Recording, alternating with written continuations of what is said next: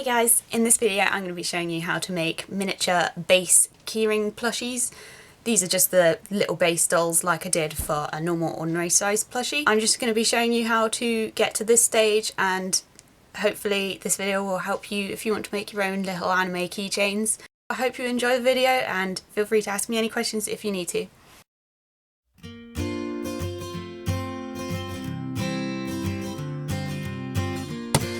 Okay, so for this pattern I really did just sketch out the tiniest little chibi base that I could. I'll put the sizes of what my sketch was in a photo in this video, but because it's just a sketch I didn't measure it exactly, so the sizes might be a little bit weird.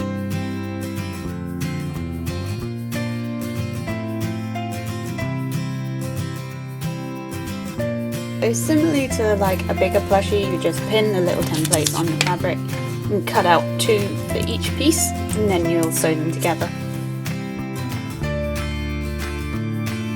Once you've got one fabric piece, just pin that to the fabric instead of the paper because it's more flexible, it's easier to cut out. That's just a little tip from me, what I do. I find it much easier to cut out.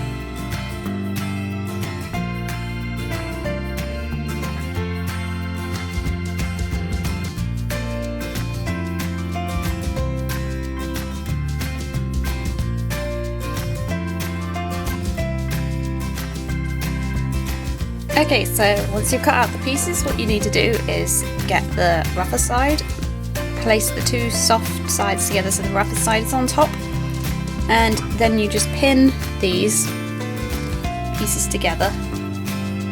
And then what I'm going to do is I'm going to actually hand sew this because I'm no good at sewing little pieces like this on the machine. It would be really fiddly to do, it would be really difficult, so I recommend hand sewing this one.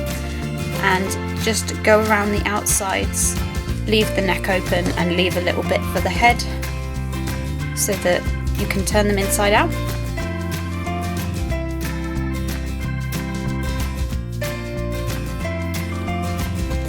Okay, so once you've pinned it, what I do is I just knot my thread, go around like 3 times at least. Make sure that you have a good knot so that your thread won't come falling out. Because it's hand sewing, you need to make sure it's strong.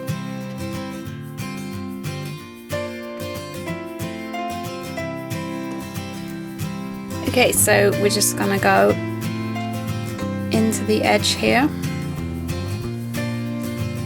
Tight, make sure that knot's tight, and then just go in, down each side. So just your normal stitch. I'm not sure what this stitch is called, but it's the one that's most used. Just keep going into the other side, all the way around.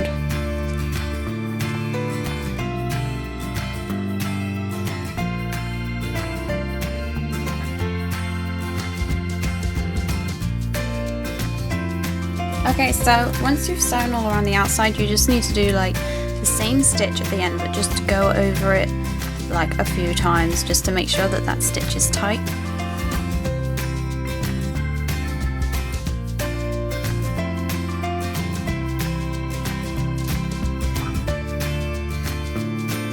Once you've finished sewing around the outsides, you just need to turn them inside out. Might be a bit fiddly because it's so little.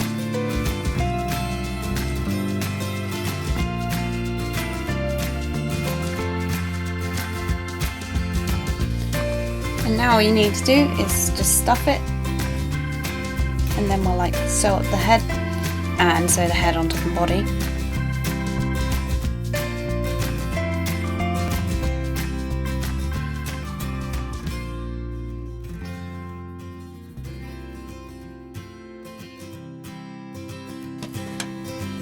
Okay, so now we're just going to ladder stitch up this part here to make sure that the head is sealed, and then we're going to ladder stitch the head onto the neck there, and I'll show you how to do that.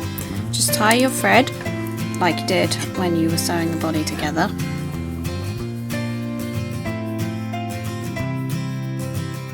Go in one side so that the knot is on the inside of the fabric, and you can move remaining piece of thread inside there, and then you just go into the other side like that, pull it tight, and then you have a stitch, and then you just keep doing that all the way across until you close your seam.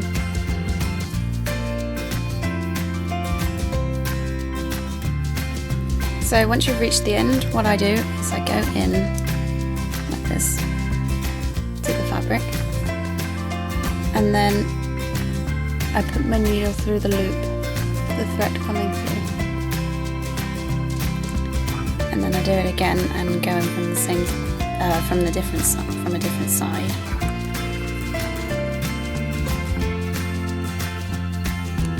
So that you have a knot at the end of this stitch.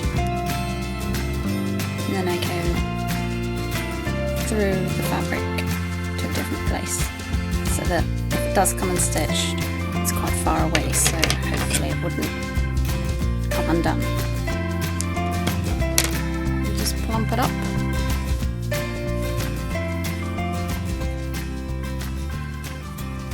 And then you have a head.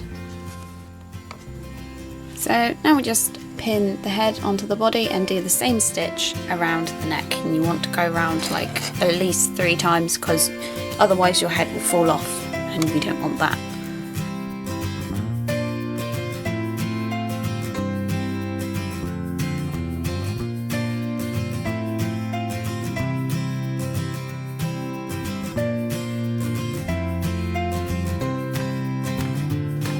Okay, so that's your base done now.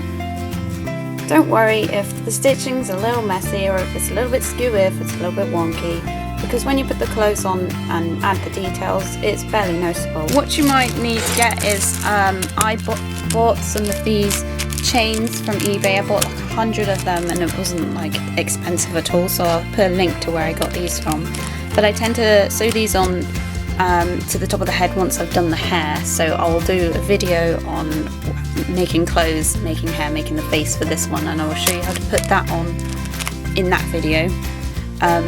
But this is just how to make the base, and how I usually sew these on is I just like stitch over and over around these through the head.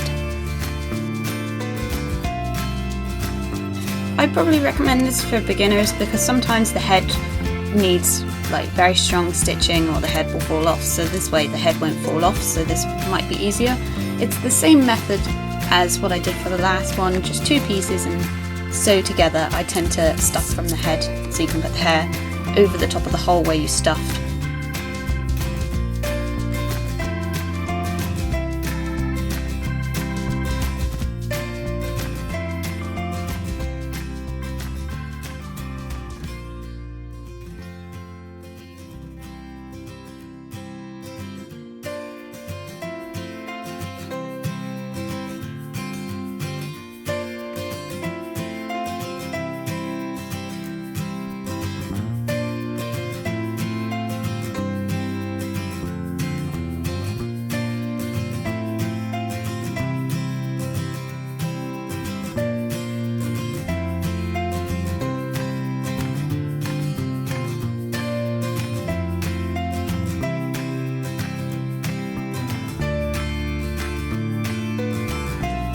So these are the 2 outcomes of the 2 different patterns that I've used in this video. I recommend using this one for beginners. It's much quicker, it's much easier to do, and I also recommend for beginners using polar fleece instead of this tricot fabric that I used. But this is more sort of a polyester feel to it, but I would recommend this for beginners because it's easier to sew with, because when you pull the thread tight it stays, whereas this one kind of comes loose a little bit, so you have to be extra tight with your sewing on this one.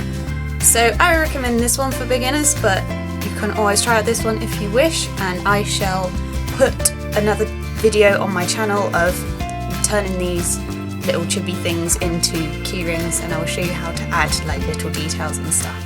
So thank you very much for watching my video, and I hope it was any help to you. If you have any questions, just feel free to drop me a comment in the comment section. I'll help you out as best as I can.